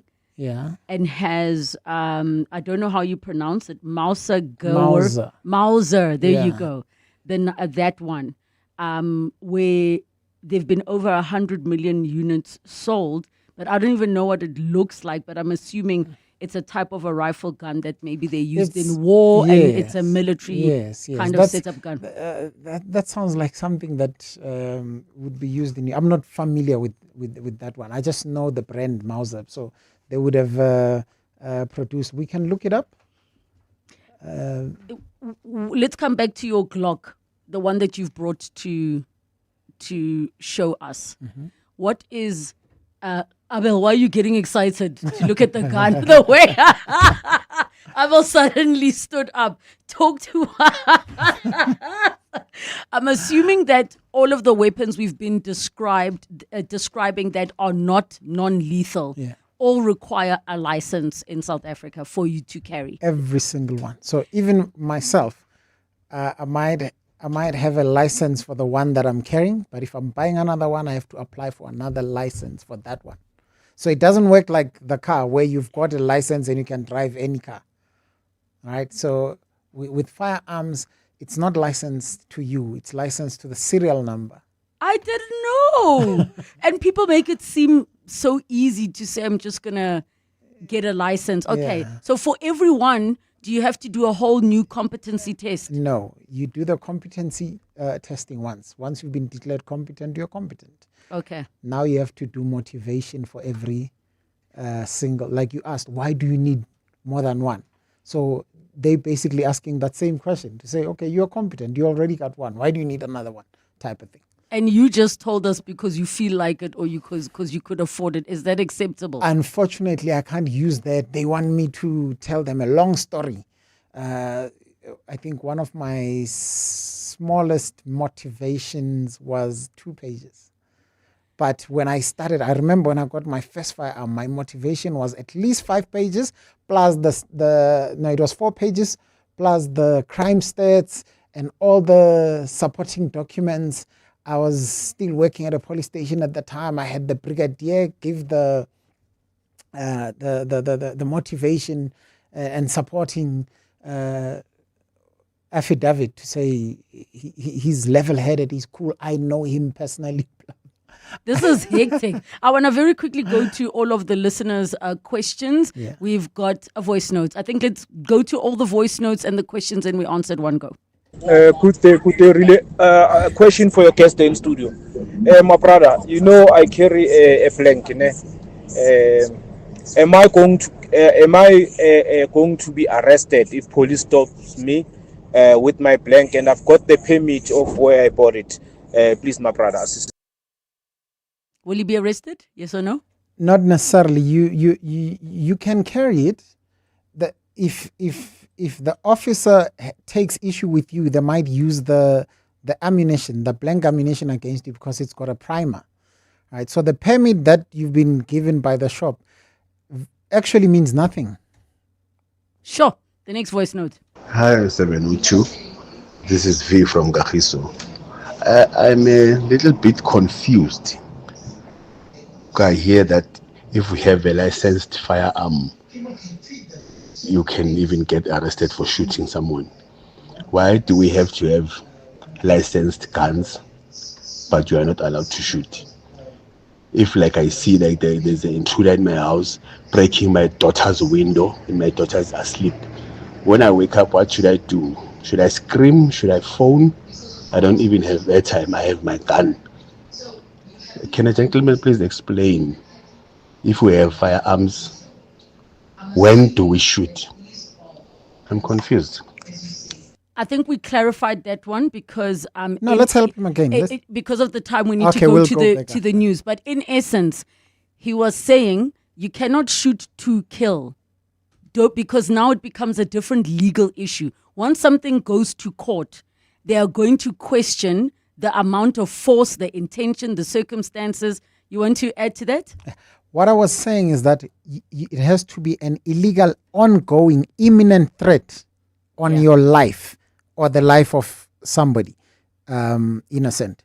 So I wasn't saying you'll get arrested. I said you have to make sure that you cover these because the onus of proof is on you when you're in court. So it cannot be a bullet in the back and a person having no weapon on them. It cannot be, okay, somebody hijacked you, now you follow them and chase them down. You have to be able to demonstrate that had I not used excessive force by shooting, then I might not be here today. What I'm going to do, because our lovely guests will join us again, we're going to save all of your questions and we'll keep talking about guns. I'm so fascinated. I'm going to look off air. We're going to take pictures and we'll continue with our series next week. It's just after 2:30.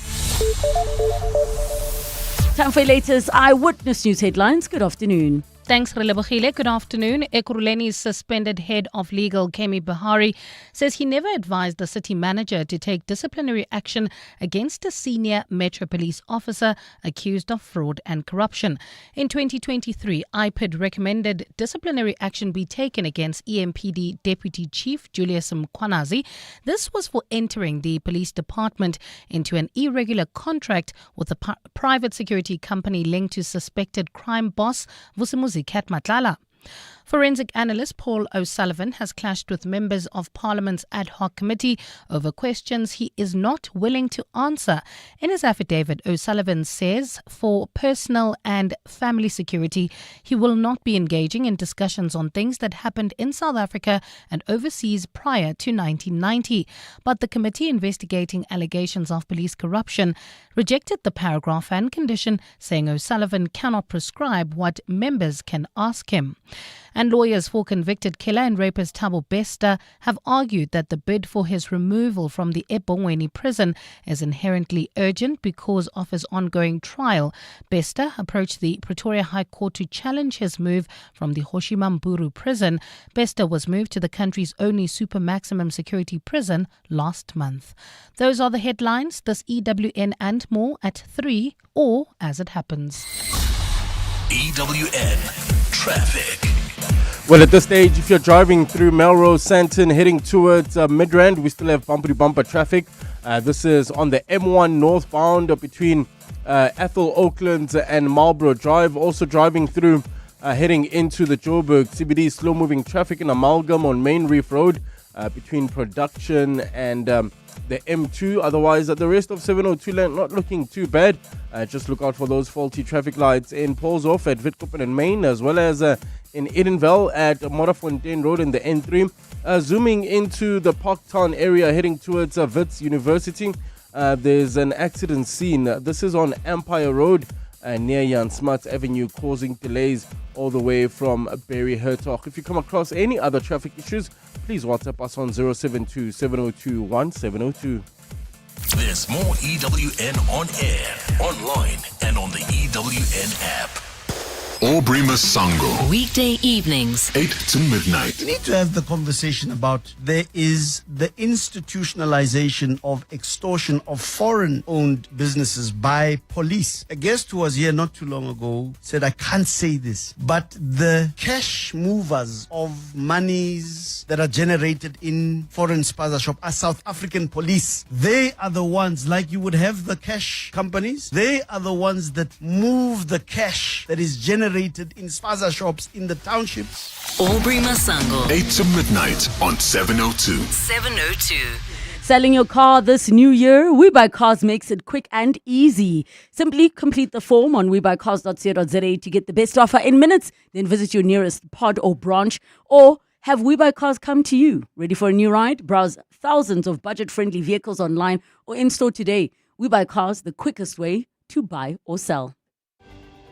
Whether it is a CCMA referral, problems with a mechanic, unfair blacklisting, or an uncontested divorce, Clientele Legal offers professional legal services to all South Africans. Our plans are affordable, and you receive up to 745,000 Rand worth of legal services per year. We cover civil, criminal, and labor-related matters. Our nationwide legal teams are standing by to support you 24 hours a day. Plus, all plans include a 5,000 Rand bail benefit. Join today. SMS LEGAL to 48721. That's legal to 48721. Clientele General is an authorized FSP and licensed non-life insurer. T's and C's online. Standard rates apply. The Johannesburg Philharmonic Orchestra presents its Valentine's Gala concert with music to melt your heart. Conducted by Daniel Boyko, the concert features award-winning pianist Charles Duplessis and showcases South Africa's ballroom champions. Saturday, 14th February at 7 p.m. at the Linda Auditorium. Tickets at Quicket. Coming up on 702 Drive with John Perlman. 702 Drive is coming up from 3 to 6 p.m. with John Perlman. John, how are you doing? Yeah, doing well, thanks. And you, good afternoon to all our listeners. I'm doing well. Did you ever go through a period of being unemployed? And if so, how did you keep busy outside of looking for work? Or have you always been fortunate to have something on your plate? I've always been very, very fortunate in that regard. I had a period after being retrenched of being unemployed for probably 3 months, maybe 4 months. I don't recall, but it was a chunk of time, and COVID had just begun. So there was a double layer of anxiety. I've also been sometimes underemployed when I've been a freelance and perhaps haven't had as much work as I needed. But no, I've been absolutely blessed. And how did you, in some of those quieter moments, keep yourself busy outside of just looking for more opportunities? I always found things to do that just earned me some money at least. So I think I was always looking for, kind of doing the sort of hunter-gatherer thing of, okay, well, maybe I can help with that for a day or two or whatever. But yeah, as I say, a fortunate life. I absolutely loved what the one listener said, which is during his unemployment, when he's not looking for work, he's helping other people find jobs. Oh, well, yes, and he's sending people opportunities. The universe hopefully will reward him. Indeed, indeed. What's coming up on your show for today? So, Gauteng government has been meeting with scholar transport providers. There's a briefing around that. We certainly want to hear what's been said. That's one of those stories massively in the news, then out of the news almost completely. So an update, I think, is called for. Speaking of travel, but on an entirely different level, Safair has been bought by a company called Harith. Harith were involved in the SAA deal, which, as you recall, was somewhat messy. What are the implications? Because the fact of the matter is, when we fly domestically, there's not a lot of choice. And, I think anyone who might think, oh, I wonder what's going to happen to Safair, that's a lot of nervous space for your nerves to expand. Definitely, because we used to have so many options for low-cost airlines, and now the question is, do the airlines we have, do any of them qualify as low-cost even? Yeah, they qualify as the cost. The cost airlines. That's what we do. We have... I suppose low is relative. It's relative, yes. Yeah. No, but I mean, you make a good point, because they were very much in juxtaposition to the major, which was SAA. Yeah. And then a whole string of them, Kalula perhaps being the best known, but there were others coming in and, shaking it all up with some interesting price offerings. Families have young people who were lured to Russia on the pretext that they were getting security training, but now found themselves as soldiers. If you just look up at a screen, they're busy in Umhlanga at the moment giving a briefing. We're hoping to get some of those family members to come on and tell us. I think they must be going through absolute hell. You've got family members in a war zone. You can't connect with them. You never knew they were going off to be soldiers. So we're hoping to be able to tell their story and tell it properly after 5. And then finally in Parliament, Babalo and Denze keeping an eye on Paul O'Sullivan testifying before the Parliamentary Ad Hoc Committee looking into criminality, corruption, and political interference in the justice system. Sounds like the normal order of the day. It does indeed. 702 Drive with John Perlman. Coming up from 3 to 6 p.m. 702. The car feature.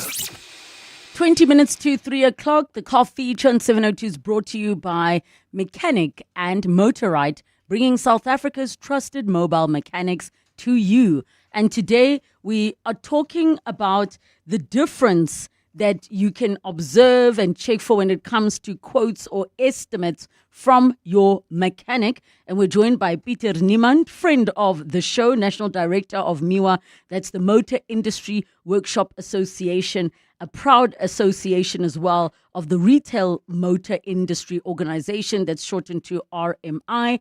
Your calls with your comments and questions, 011 883 0702 in the WhatsApp line, 072 702 1702. Peter, welcome to the show. Happy New Year. How are you?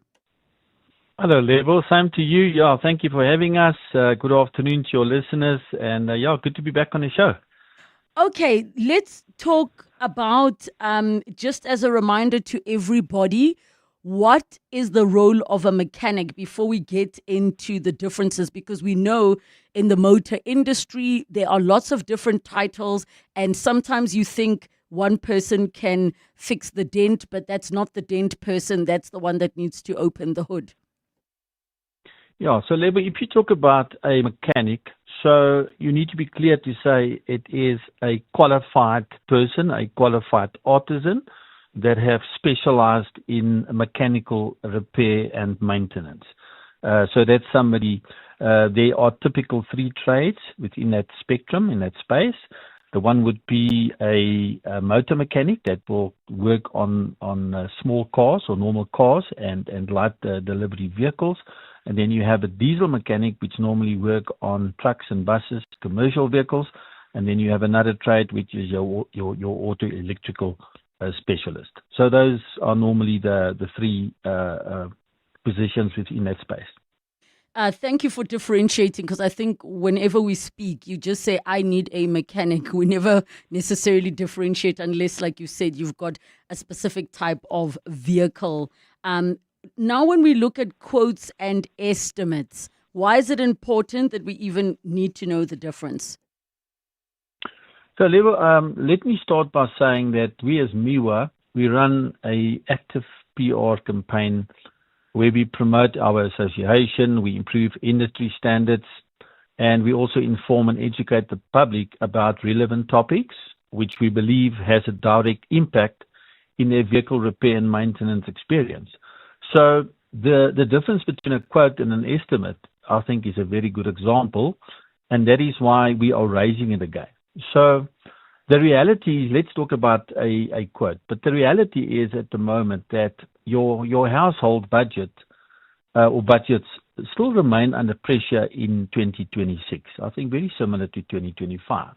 And that means that your motorists are keeping vehicles for longer, and they're postponing those normal maintenance that you would have done because of the pressure of cost.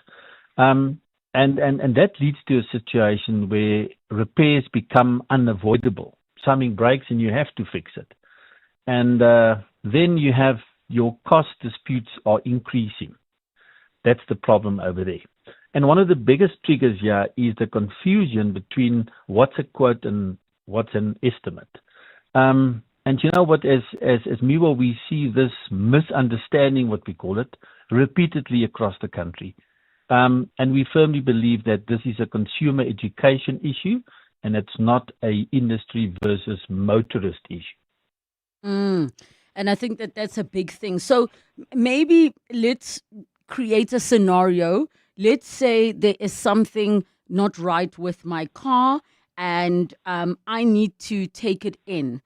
What are some of the things that I need to be asking? If I say, okay, I'm taking my car to the mechanic, and it might not be the dealership with the car. Let's say it's just a mechanic, and the mechanic obviously has to look for what could be wrong. So if I'm saying the car's making a grr sound, would you advise that the person, when they take the car in, say, hey, I asked on Relebogile's show on 702 and they said it could be this? Or is it better that you take the car and leave them to tell you what they see is wrong with the vehicle? Yeah, so Lebo, I think the mechanic is the specialist. But I think we need to start by saying that what's the difference between a quote and an estimate, that your listeners can understand that. So firstly, a quote is a fixed price for a clearly defined work. So a quote will be specific on what parts needs to be replaced and what labor price or time is involved to do that. And once accepted by the customer, that's very important. The customer must physically, formally accept the quote. So once the workshop has acceptance from the customer, then that workshop is legally bound at that amount. I've quoted you that, so I need to charge you that, okay? And then all work related to that quote, to that specific repair that the workshop has quoted on, is then included, okay?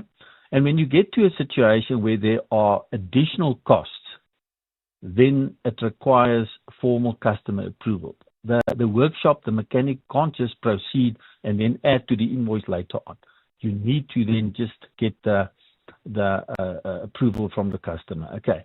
So when we talk about, that's a quote. So when you talk about an estimate, it is what we call an informed projection. It's not a final price. Okay. So where is this applicable? People can ask, okay, but now let me tell me, when is an estimate needed? So that's where faults are hidden or unknown. Internal components can't be inspected up front. You can't see exactly what's going on. And then the mechanic will then estimate what is potentially wrong. To your question now, there's a funny noise in the engine. If they can see specifically, for example, that it's the fan belt or it's one of the belts that's making the noise, and they can physically see it and they can quote you to replace the belt, that can be a quote. But if it's something inside the engine and it's very difficult to say what it is, then they can give you an estimate to say, okay, but we need to maybe open up the vehicle, have a look, open up this part to see what exactly is wrong, and then we can give you an estimate. So once you get to the point of here's an estimate, if you say, I would not like to go ahead, what is the mechanic allowed to charge you for? So like if you call out a plumber, they can say the call out fee is $650, whether I fix anything or not, but just for me to come out, I'm going to charge you. What is the equivalent of that just for me to open the hood and look to see what the problem is? Are they allowed to charge you? Yes, Lebo. So that you would specifically refer to strip and quote. So it's industry standard that a mechanic can charge you a strip and quote fee because there's labor involved, there's hours that needs to go into open up that specific part, the engine, remove the head, whatever, to see what is the problem.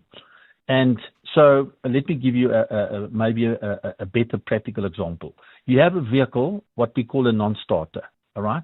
So the vehicle arrives at the workshop. Maybe it's been towed inside or it comes with a low bed, and it's a non-starter, okay? The first thing that needs to be done by the mechanic is to diagnose what's wrong with the car, okay? Vehicles today are very complex systems, okay? So the first step is diagnostics, not to repair, okay? So because they can't see what's going on or what's wrong with the car until the car is running. So once the car is running, because if the car is not running, you can't identify secondary faults. You can't test, for example, the ignition, the fuel or electronic system. And these faults cannot, reasonably be priced up front. So there's two things. The one is a strip and quote that I've referred to, and the other one is where people are charged a fee when it comes to diagnostics. Okay, so people will ask, but listen, you've done a diagnostic on my car, but it's still not fixed. It's not fair, or how come? So your listeners just needs to take into mind here that when you do diagnostics, okay, it's like we said, the cars are very complex today. So the first thing is that diagnostic equipment is very specialized. It's also very expensive. These mechanics that work on the diagnostics to determine what's really wrong with the car, they are trained technicians. And then the time and the technical expertise that goes into that. And that's where the price comes in for one strip and quote, and then secondly, to charge a diagnostic fee. Okay, so at what point in this process are customers possibly taken advantage of? Well, I mean, it's very specific that it's not a plain quote repair or maintenance situation. There's something else that's wrong with the car. So once the mechanic have opened up, strip and quote and see what's wrong with the car, they must stop all repairs. You don't carry on and then later on say to the customer, I've worked another 2-3 additional hours, I've replaced this part or that part, and this is what it's going to cost you. The message is that workshop needs to stop immediately and then contact the customer and say, listen, we have stripped the vehicle, or we got the non-starter motor, we got it running, and we ran diagnostic tests, and this is what we found was the problem.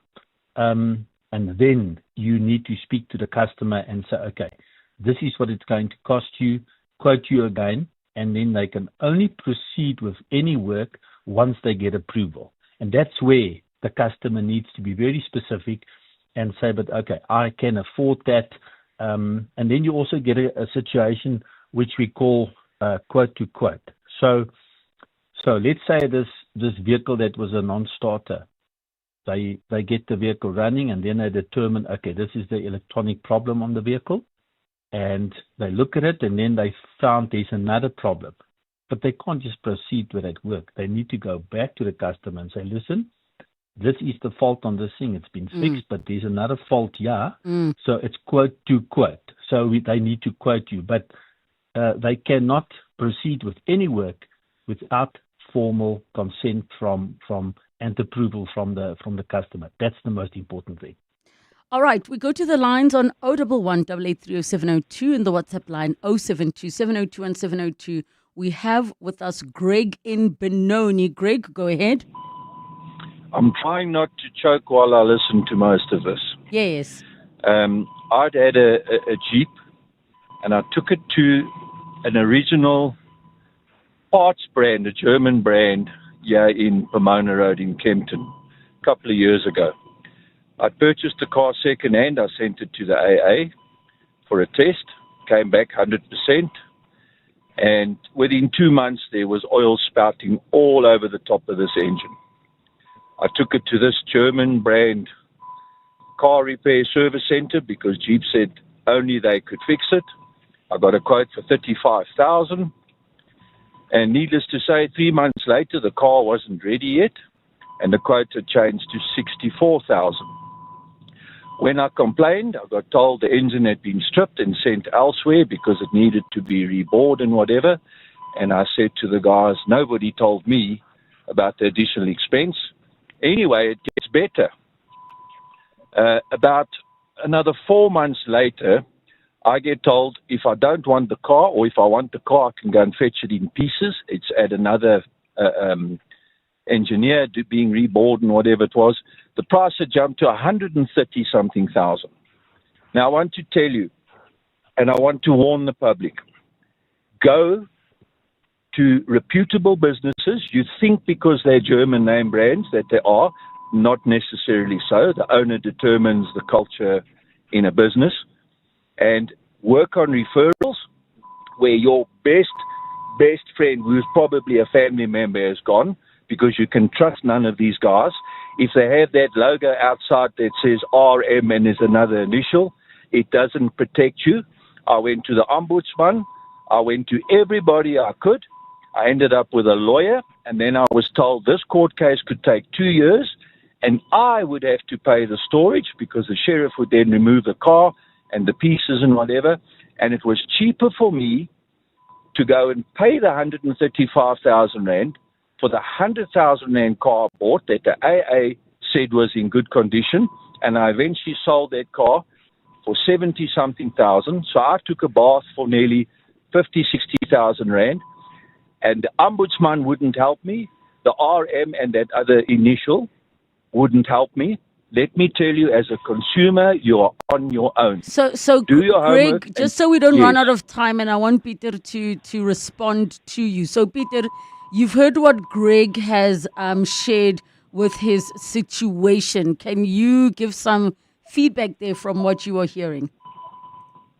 Yeah, so obviously we acknowledged the frustration by Greg, and very difficult to comment on the situation because, you don't know any details and all that. And when you do a program like this or a discussion like this on radio, it's very difficult to do that. The point I want to make is that it's totally unacceptable, and Greg was not supposed to be exposed to that. And that's our point, So we have 2,700 MIWA accredited members, all right? And I always say that we don't accredit the behavior of the business. We accredit the criteria, the standard of it. But we've got a very specific code of conduct with the RMI. We've got a very specific code of ethics and with MIWA, a code of accreditation certificate. So if somebody treats a customer like, for example, that Greg have experienced, we have a very specific internal process where we investigate and we take that member to task. Because so if I may ask, just so that we can give some solutions, what can Greg do now that he's in this situation, and maybe because Greg is still on the line, what can he do now? What options are available to him? Should we put him in touch with you off air and you see how you can assist him? Yes, I would gladly do that, Lebo. If I can ask Greg to please contact me offline, and then I'll discuss the matter with him, and I'll try my utmost best to see what we can do to assist. Thank you so much, Peter, for chatting to us. And there you have heard it, and you get to understand at what point it is that the mechanic has to ask for your permission to go ahead and to continue. And there are red flags, so make sure you head over to the MIWA Motor Industry Workshop Association website or Retail Motor Industry Organization as well, so that you can check that the people you are going to are actually registered with a body that can hold them accountable. Now, when it comes to car servicing and repairs, drivers want three things: convenience, trust, and a service they can rely on. That's what Mechanic is built on, and why Motorite partners with them on selected products and solutions. They send trusted mobile mechanics to your home or office with clear pricing shown upfront before you book. With over 25,000 on-location services completed and strong customer reviews, Mechanic is a trusted choice for drivers who want things done properly the first time. Learn more on mechanic.co.za. That's mechanic.co.za. There's much to say about where South Africa is, and even more about where it's going. On Thursday, 12 February, President Cyril Ramaphosa delivers the State of the Nation address, live from Cape Town City Hall. 702 Cape Talk and Eyewitness News will be there, analyzing every word and bringing you the news as it breaks. From the build-up to the address to the conversations that follow. Join Clement Maniatela and Mandy Wiener for live coverage and in-depth analysis from 6 to 10 p.m. Live on the radio or live stream on the Prime Media Plus app. Sona 2026. Thursday, 12 February. Live on 702 Cape Talk and EWN. Get ready to Panda, Pusher, Play Powerball and Powerball Plus for a 49 million rand in total estimated jackpots this Tuesday. Don't delay. Play Powerball for an estimated 31 million rand and Powerball Plus for an estimated 18 million rand today. Buy your tickets now in store on nationallottery.co.za, the mobile app or cell phone banking. Panda, Pusher, Play. Players must be 18 years or older. Play responsibly. Ituba is the proud operator of the National Lottery. On average, you'll spend 83,200 hours working. That's 3,466 days. 20% of that time will be spent in meetings that should have been emails. 10% spent aligning on the misalignment the previous meeting caused. And the rest of the time, waiting for your laptop to update so you can resend that extremely urgent presentation due yesterday because your boss forgot to download it 2 weeks ago. And now, the link has expired. Oh. Life taxes you, so invest tax-free from as little as 250 Rand per month. Coronation. Trust is earned. Coronation is an authorized FSP. Back to side, back to business. Back to getting the job done the way you like it. Join us from the 22nd of January to the 1st of March for the Chamberlain Back to Business promotion and get excited by incredible offers. From paint and power tools to in-store board cutting and edging. You'll have everything you need to start your year off the right way. Plus, with our wide range of rugged sideware, you'll be comfortable